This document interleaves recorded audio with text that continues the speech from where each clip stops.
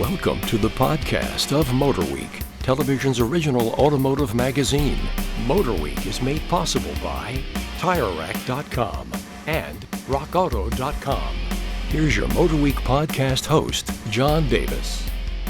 Thank you, Alec Webb, and welcome everyone to MotorWeek podcast number 232. I am John Davis. Last time I looked, and joining me are senior executive producer Dave Scrivener. Hi. Over the edge reporter Greg Carlos. I switched to straws this week. Looking much more socially acceptable. And our online content coordinator, Jessica Ray. Hello. Hello, everybody. We got a lot to cover today, a lot of new vehicle intros in the last couple of weeks. We've got a lightning round, a viewer question, and we'll see if anyone's got a rant and rave. But Dave Scrivener, let's start off with you. Coming in September is our 40th anniversary, and you are just getting ready as we do this podcast today to start the 40th anniversary Goss's Garage production. Can you tell us a little bit what it's like? I'm in the garage as we speak here, John. We're setting up. Production starts in about 5 days for the whole season's worth of Goss segments. We're trying to bang out 26 or 27 segments in 9 days down here. We've revised the set entirely for the new season for our anniversary. We've got a new assets to the set and new elements and TV screens and workbenches. But we're working under the COVID restrictions. We can only have 5 people in the room at one time. So we're going to have a skeleton crew when we go into production. So we're kind of going a bit more pre-planning than we had before, trying to get ready to wear more than one hat during this production.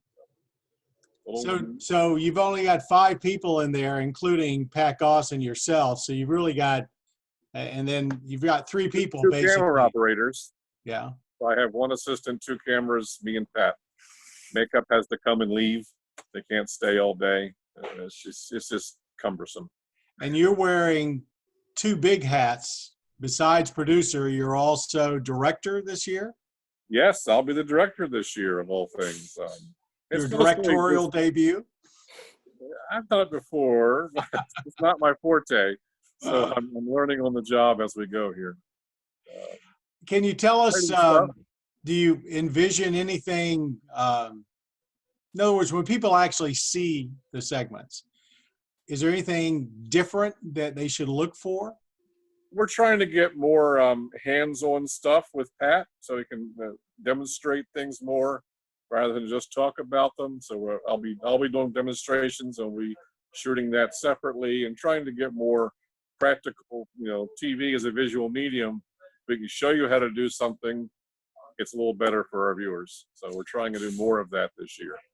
And I take it you won't be doing a lot of in-studio interviews with special guests. No, we're testing a remote interview setup, kind of like this Zoom thing here, to try and get some guests on the set remotely via monitor. Big test of that, get the good audio, video going. It's new to me, but we have smart engineers in the building who can help us figure it out. Wow. Talk about operating with one hand tied behind your back. Well, let's move on to some of the new vehicles that are out because of the COVID-19 restrictions. Almost all the reveals, not almost, all the reveals are happening virtually. They are coming at a rapid pace. As a matter of fact, I pointed out on JD's Motoring Week that I just went up that one of the newest reports from analysts that look at the auto industry are now predicting over the next 4 years, there will be over 250 new model introductions. So more than 60 a year, about 50 for this year alone. And so they're coming out at a rapid pace. It's been 2 to 3 a week for the last month or so. And so we're going to talk about 3 of the newest, and we'll start with the 2021 BMW 4 Series. Just some basic details. The 430 has a 2-liter i4 turbo naturally. The M440i, a 3-liter i6, both basically, familiar BMW powertrains, arrives this fall around $50K. What else about this car? This is what we used to call the 3 Series Coupe.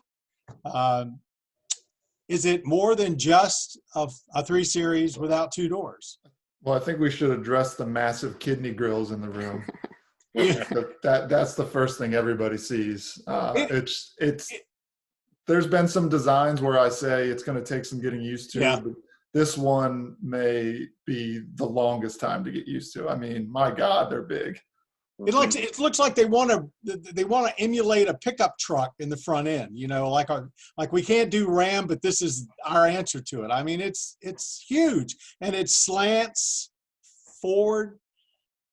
Really strange. It's definitely the most radical evolution to the kidney grills. But no, I mean it's longer, lower, wider, the same recipe for a lot of performance things within the 3 Series I'm referring to. I think it shares the same wheelbase.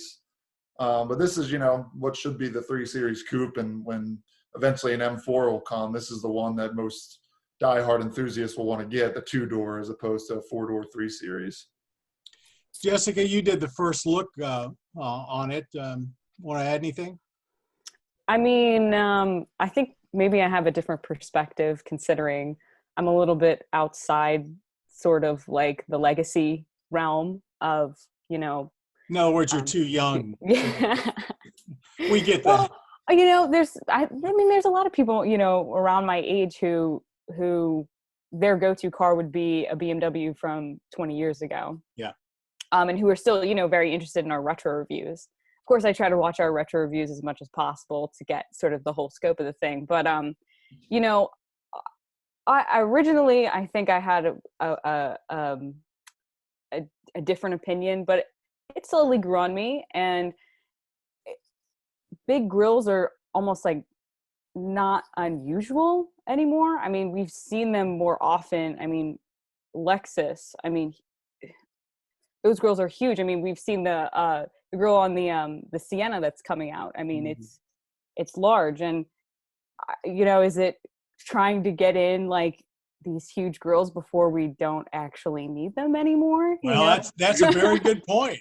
That's it. The electric cars don't need those big grills. I mean, combustion engine needs them, but a Tesla, will it ever have a grill? No. So it grew on me, but I actually do like the styling. I like the profile of the car. I also really like the rear end of it. I think it's I want to say like more modern, sort of going in the same vein as like a Hyundai or a Kia. but I think it's just the styling choices. So I just think it looks a little bit more modern. Overall, I think I like it. Dave, do you have any impression from when you saw the material and the first drive? No, I think I give them the camp that it's a 3 Series coupe, just renamed. But I think it's sad that the M3 has been the iconic name for BMW performance, but the hot ticket is the M4 now. So they kind of why not make the 4 the 4-door? The best part of all is that the best part of all is that this 4 Series, which is the 2-door version of a 3 Series, will eventually have 4 doors as a 4-door Grand Coupe. It's a 4 Series Grand Coupe. So it literally hit every possible edge of the market. Isn't it interesting that the one thing we have not talked about is performance? Because we all expect that it will be excellent and basically on par with any 3 or 4 series they've ever built before. It always seems to get better.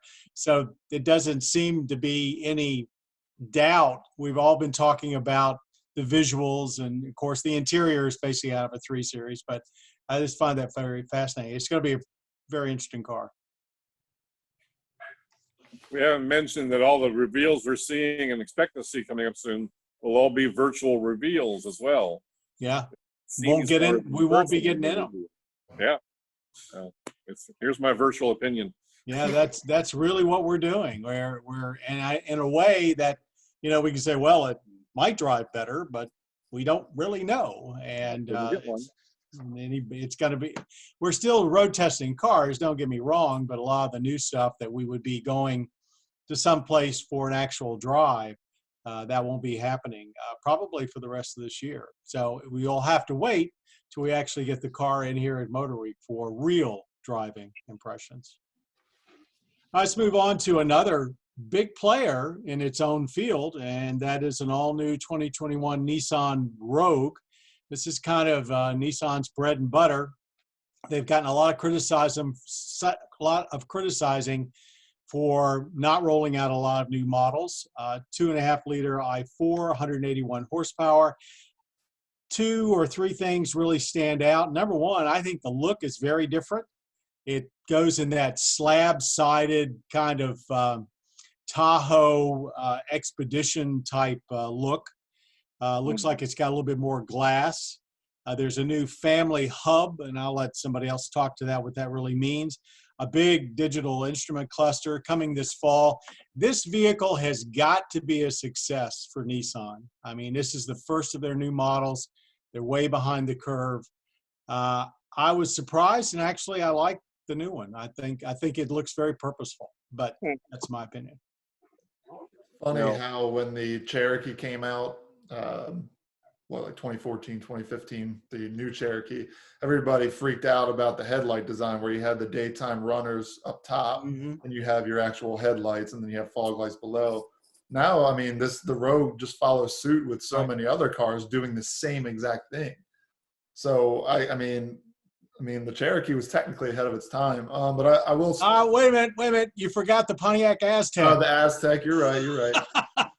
Fortunately, you forgot the Pontiac Aztek. Hey, man, it's making a comeback. But I'll speak to the family hub, and I sat in on an interview that Stephanie had with Nissan, and basically they just want to make the Rogue even more family friendly. I mean, they are taking aim at smaller families because the Rogue is not that full-size SUV, and the family hub is really that area between the driver and passenger and up to the console. So what they did differently was, instead of a traditional console that opens up, this has the winged opening from the center to ostensibly make reaching in for snacks or whatever easier to reach in and hand back to your child or whoever's in the back seat. So it's all about connectivity with wireless charging and ease of access, and that's what makes it a family hub. Jessica, anything? I mean, you can't go wrong with a 5-seater. I feel like they sell like hotcakes to a few different types of, families. Or, I mean, both of my parents, who are sort of almost semi-retired and don't have kids living at home, both have 5-seaters. So, I do like the new look. A lot, actually. I really like the profile of the car. And so I think maybe people who might have not liked the Nissan design before of some of their crossovers might take a second look at the Rogue, specifically because of that. Because, I mean, some of the earlier generations, I even think, the Murano and the Rogue, I didn't really enjoy the styling so much, but, I think they've really sort of put it into, a design that's kind of following suit with a lot of other people and what else is successful. I mean, RAV4s are so successful. Why not try and give a similar design?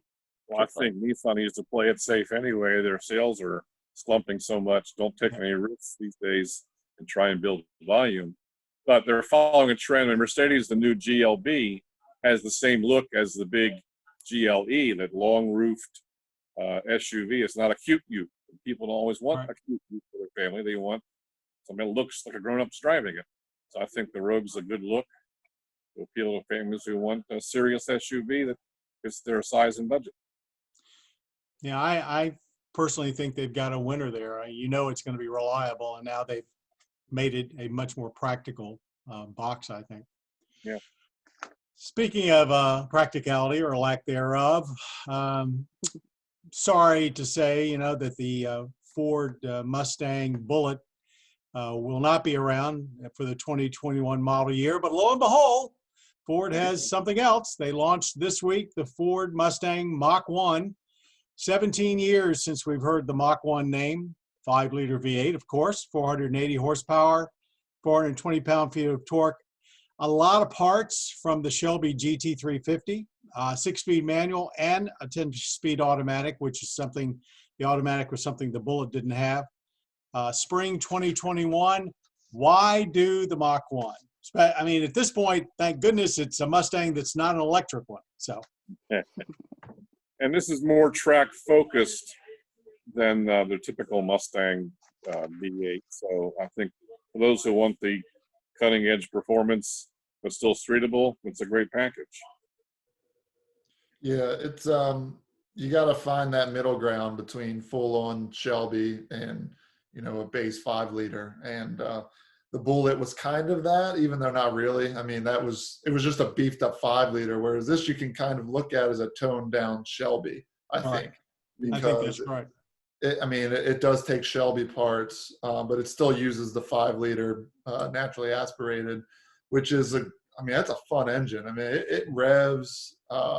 The platform itself, the Mustang platform's great, I think. And now when you just beef it up, it's going to be that much better on the track. So I think it's going to serve its purpose and just find that perfect middle ground between, you know, everyday 5-liter and awesome track ready Shelby. Plus it's a Mach 1, and I mean the Mach 1 name is just infamous, or you know, it's just a famous brand. No shaker hood, but we'll take it. No, yeah, well, whatever. You can go to FCA for that and get your shakers. Jessica, you know, there's not very many coupes left. We've actually talked about 2 of them on today's podcast, but does something like the Mustang appeal to your generation? Oh, sure. Oh, yeah. I mean, my brother's first car was a Mustang when he was, 17. He bought it in 2004. So it definitely still appeals. The price, I think, is what, you know, specifically like the Mach 1 will totally be out of the price range. Probably a 50 grand car easy. So there's no way. But I mean, the fact that there are so many different types of Mustangs, and then, you know, of course you have your base models, which, you know, is in a price range that people, you know, of my age can't afford. You know, so I think that people really like it. They like the styling of it. People still love loud cars. Young people still love loud cars. So, I mean, there's somebody at MPT has at our PBS station who's around my age. He has a orange one.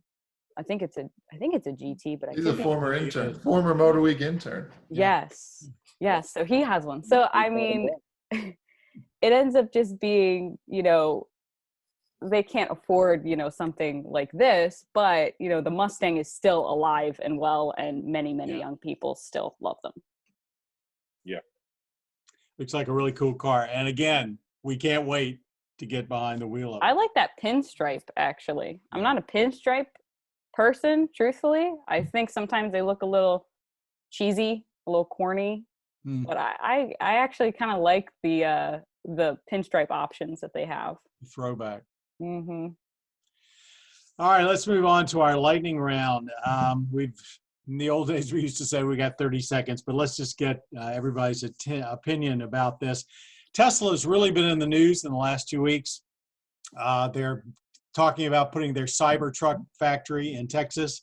But even before that, they hit a milestone that a lot of us thought would be more years coming. They're the first to reach this EV milestone. The Tesla Model S Long Range Plus has an official EPA rating of 402 miles between charges. It was only 4 years ago when Tesla broke the 300-mile mark.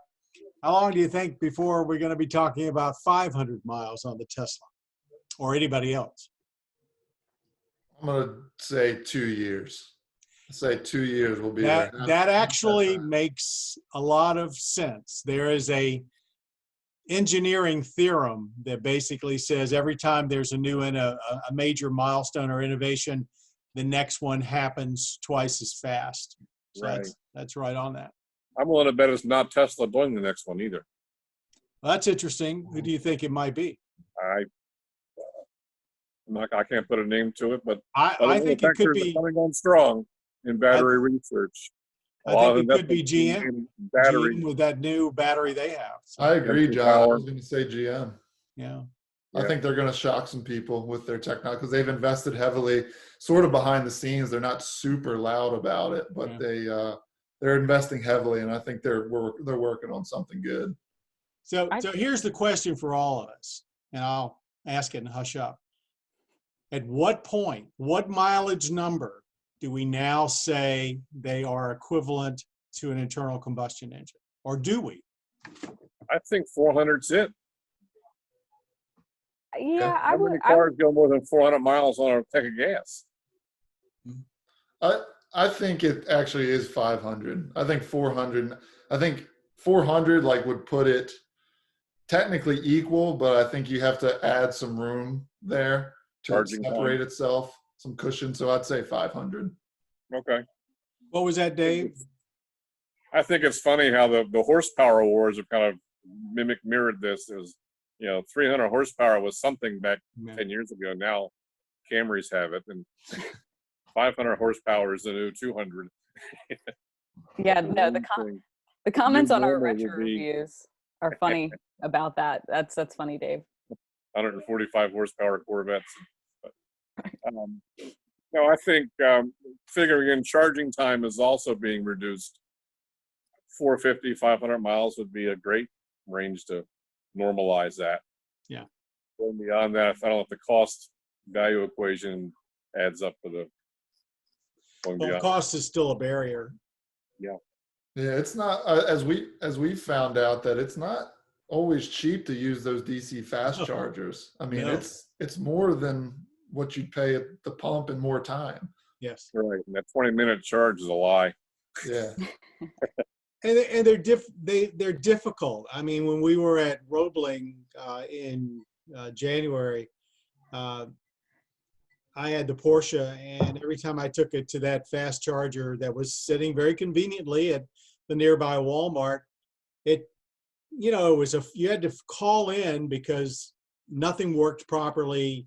It wouldn't take your credit card, and the 30 minutes or so that you thought you'd be there to get an 85% charge was an hour 20. And I can't, that's still my problem, is that they've got to do better on the infrastructure. So in some ways the cart's before the horse, but still they're making those of us that didn't think they could get that range this fast believers now, because technology is accelerating. Again, I want to turn to you, Jessica, and I don't want to embarrass you because of your younger age, but how do folks in your generation, regardless of price, not talking about price, how are you looking at EVs? Do you think when you are able to afford them and have families and have a need, is that going to be your go-to based on what you're seeing? I think so. I think a lot of people are worried about the environment, of course. And I mean, I've definitely thought about it. My next car, I would be really interested in getting a plug-in hybrid. I think work really well for, my commute is less than, I think it's like 15 miles. So for me, like, that works perfectly. And of course, like the younger generation is obsessed with Tesla. So they think it's like the greatest thing in the world. Everyone wants a Tesla. So I think if, car manufacturers, once they start kind of getting in line a lot with the range that Tesla can give, I think that you will definitely see a lot more young people interested in buying them. Plus, well, the one thing is it's definitely out of the price range for a lot of young people because it's hard to find something that is in the low 20s, something that's new that's in the low 20s, which is, I think, where the Prius does really well because it is affordable. And but I do think young people it will be something that they are looking for, as we move forward. Gas is going to go, we've already seen it, it's going back up. It's just going to get more expensive. I mean, I think the cheapest I ever paid for gas was $1.70 something. And that's the cheapest I've ever paid for gas in my whole life. So, since I haven't been driving for decades. So gas is just going to get more expensive. We're going to see that. So people are going to try and, find vehicles that, you don't have this huge extra cost of $200, $300 a month in gas, So hybrids, plug-in electric cars are going to be, I think, very successful with that. I agree with that. I mean, I think even for geriatrics like me, if you please, plug-in hybrids particularly have a lot of appeal. I was looking at replacing my Mini Cooper, which is a 2002, with the Mini SE, but I am a little hesitant because if it's only has a 100-mile range or so. But I don't know.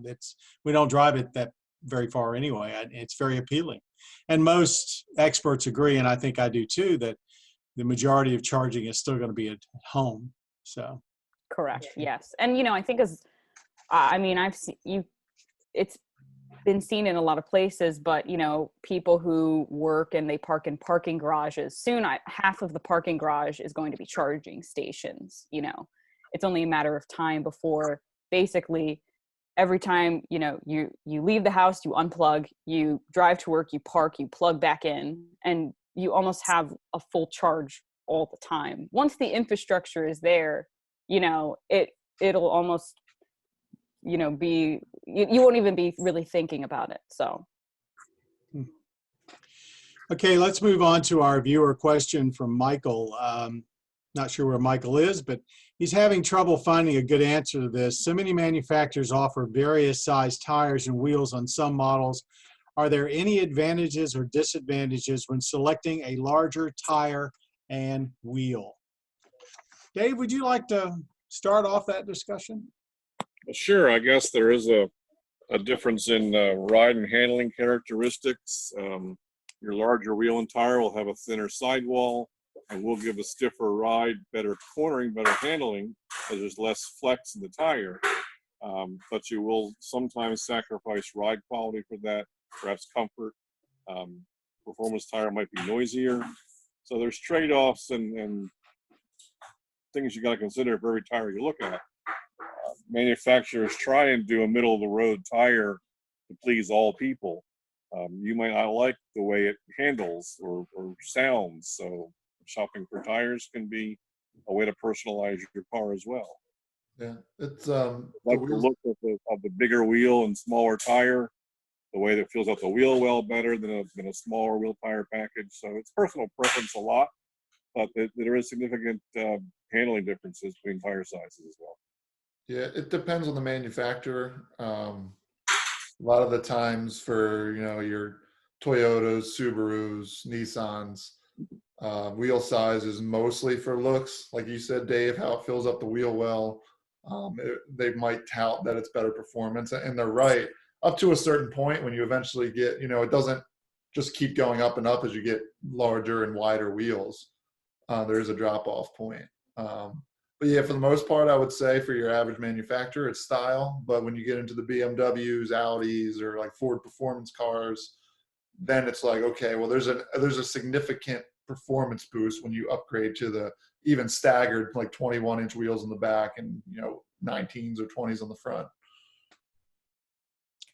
Jessica, you drive just as many cars as the rest of us. Do you have any impressions on, given our roads in Maryland are not horrible. They're not the best, but many states have worse.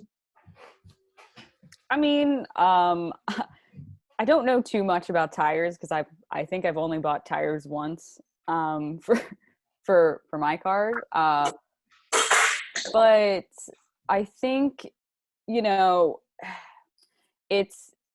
I'm definitely a middle of the line sort of person. So especially, I think in our climate where it's hot and it also gets cold and it is wet and it is snowy. And the last thing I want to be driving on is bad tires in really any of those conditions.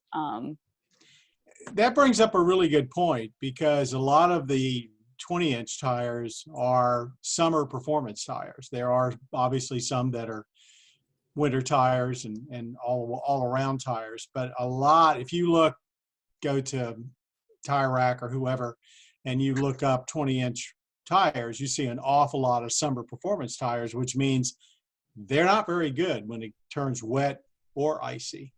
I have a friend lives in Detroit, and she's got an Audi TT-RS with 20-inch tires. And of course, the roads there are some of the worst in the country. She has flat tires twice a year, and it's the roads, it's the summer performance tires that are on the car. She doesn't drive it much in winter, which is a good thing. But, when you start getting these very thin sidewalls, I can't prove it, but it seems to me I hear people having flats and tire issues more frequently with them than they seem to do with smaller wheels. I can't prove that, but it's certainly so I'm not sure, Michael, if you want to go up in tire size and wheel size, be thinking about the fact that manufacturers design the suspension to work with the sized wheels that come on the car. That's the best compromise. Number two, you're going to be, as Dave mentioned and Greg both, you're sacrificing ride quality with the very thin sidewalls. So be very, very careful what you wish for. You may not be happy. All right, that wraps up our MotorWeek podcast for today. I want to thank everybody for participating, Dave, Greg, and Jessica. And Greg, thank you also for being our podcast producer. Jim Bigwood back at MPT Studios. Make sure that everything sounds great when it goes up on the web. And our podcast creator, Bob Mixter, who we owe 232 of these masterpieces to. Thank you very much, Bob. For everybody else out there, please make sure that you watch MotorWeek. We're now back in full production. You can catch us on public TV stations around the country, our Motor Trend cable partner. If you miss a show, go on to our youtube.com/MotorWeek site for all of the latest road tests and a lot of specialized content you won't see anywhere else. We also, of course, don't forget our website itself, motorweek.org. And I can't even get them all in. We have PBS Living that we're on. We're also at pbs.org/MotorWeek for full episodes. If you've got a screen or a way to see or listening, you can find MotorWeek, and we hope you'll continue to do that. Thanks, everybody. Thanks for all of you out there. Thanks very much for being a part of MotorWeek. You've been listening to the podcast of MotorWeek, television's original automotive magazine. MotorWeek is made possible by TireRack.com and RockAuto.com. For additional information on podcasts, videos, and showtimes, visit our website at MotorWeek.org. And watch MotorWeek, television's longest-running automotive magazine series each week on your local PBS station.